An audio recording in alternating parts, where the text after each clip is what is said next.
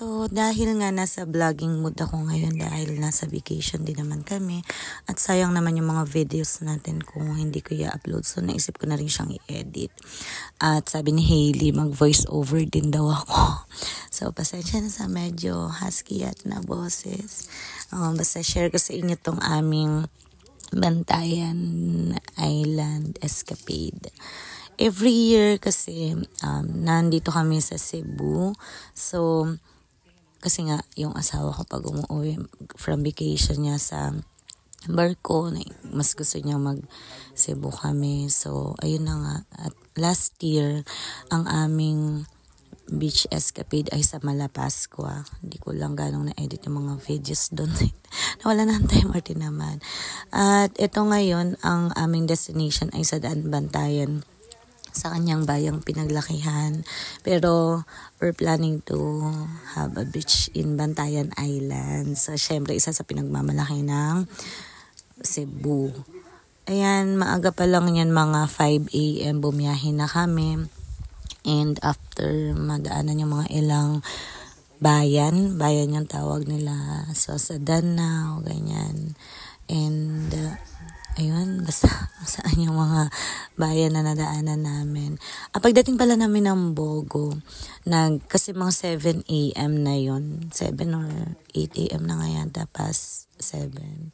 So, nagkaroon kami din ng breakfast. Sa Jollibee na lang muna para mas mabilis. And pina-check namin yung sasakyan, pinalagyan ng air. And after doon, silip kami sa Skip Beach, Shanke Beach. Tiningnan niya kung marami bang tao. Since konti pa lang naman, nagplan siya na mag-beach muna kami doon. Pero bago kami nakapag-beach, lumabas ulit kami, namili ng mga pagkain. And naisip niya na magpagupit na rin ng buhok, kasing haba ng buhok niya. And after namin bumili ng mga ilang pagkain, bili kami ng sunblock. Ayan, punta na kami sa beach. Sakto, 200 lang yung mga cottages dyan. Diba? Ang ganda. Grabe, ang ganda ng beach dito. Sobra, na-enjoy din naman namin. Shanke Beach sa Bantayan. And ayan, lunch muna kami. Kasi dumating kami dyan mga 12 na rin yan eh. Nung after namin mamili. Ayan, so kami, lunch muna. And after ng lunch, ayan, syempre, nag-rent din pala kami ng paddle boat. Yan lang kasi pwedeng i-rent dyan. Rest 150 for 1 hour na siya. Ayan, super enjoy naman yung mag-ama.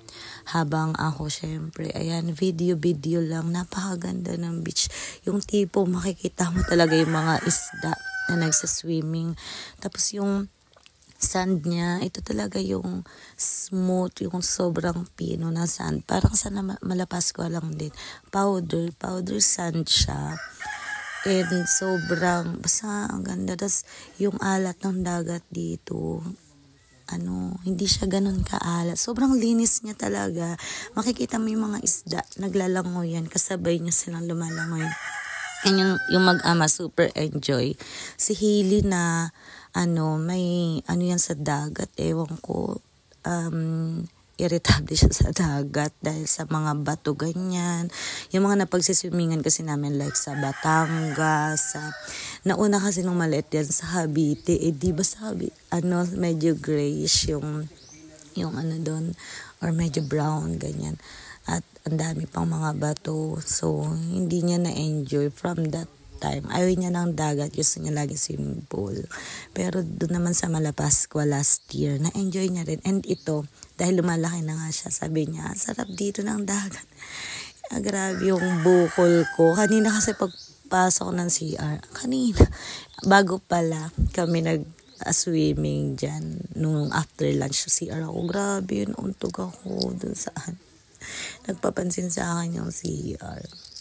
Anyway, ayan, so grabe na agad yung itim namin dyan. Sobrang tirik kasi ng araw, kaya enjoy din naman mag-swimming kasi yung araw, tas ang lamig ng water, tas ang smooth ng sand. Super enjoy namin.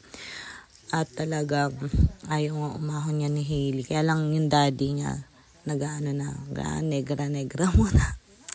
Ayan, tas ang bilis niya mag-low tide. Mga 4 p.m. yan.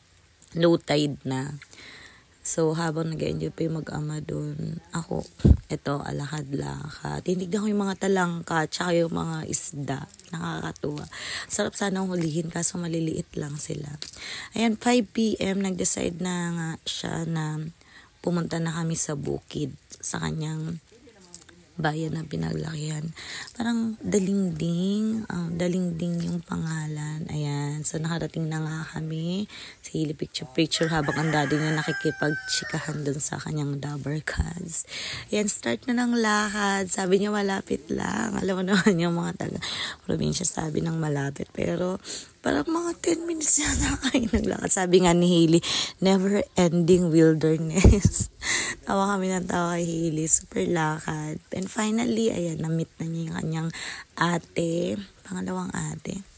Tapos ito yung kanyang pamangkin na si Iman din. Tapos yun yung bahay nila dati. Na dyan daw siya lumaki. And super saya niya. Ayan, ang ganda dito. Super nice. Yun lang, bye-bye. Next time ulit.